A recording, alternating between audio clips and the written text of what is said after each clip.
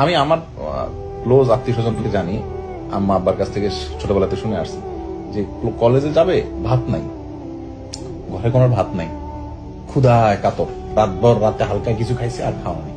তো পাশের বাসার চাচি ভাত রানছে, ভাতের মাটা ওটা আনছে, চাচি মাটা ফালাইয়ার না আমাদেরকে দিয়ে, ওইটা 2-3 ভাই মিলে ভাগযোগ করে খেয়ে কলেজে যেত।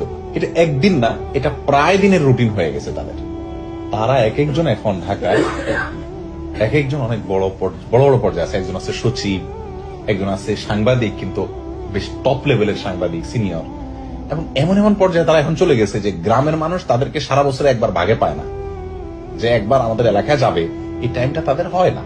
এই লেভেলের ব্যস্ততার পর্যায়ে তারা চলে গেছে, কিন্তু তারা কিন্তু ওইটা করেছে। আর যাদের ভাতের মার খেয়ে এরা মানুষ হচ্ছে, ইন্টারেস্টিং বিষয় হলো তারা এখন না খায় মরতেছে।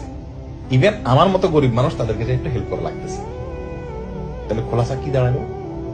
আল্লাহ সুবহানাহু ওয়া তাআলা আমাদেরকে যে প্রেসার দেন, আমাদেরকে যে স্ট্রেস দেন, আমাদেরকে যে চাপ দেন, এই চাপগুলো প্রতিটা চাপ আমার তানভীর, সে ফর এক্সাম্পল তানভীর ব্যবসা করেন, ওনার ব্যবসায়িক লেভেলে চাপ আসছে, ওনার খুশি হওয়া উচিত এই জন্য যে আল্লাহ সুবহানাহু ওয়া তাআলা কিছুটা দিতে চাচ্ছেন। কি দিবেন সেটা ব্যবসায়ী দিবেন, নট নেসেসারি।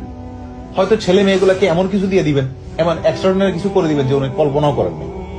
ধরুন না, ছেলেটা যদি এখন সারা ওয়ার্ল্ডের মানে কোন একটা সেক্টরে এমন একটা অবদান রাখে যে বিশাল কিছু, তাহলে ওনার এই ব্যবসার ক্ষতি হইয়া যেটা পাইলো, ওটা কি দিলটা কি খারাপ হলো? বেস্ট দিল। তো যাই হোক, আমাদের মানে ভাই এজ এ ডক্টর মনে করেন ক্যারিয়ার একটা বড় সমস্যা হইলো, তো আল্লাহ সুবহানাহু ওয়া তাআলা এর বিনিময়ে অন্য আরো বেটার কিছু দিয়ে দিবেন ইনশাআল্লাহ।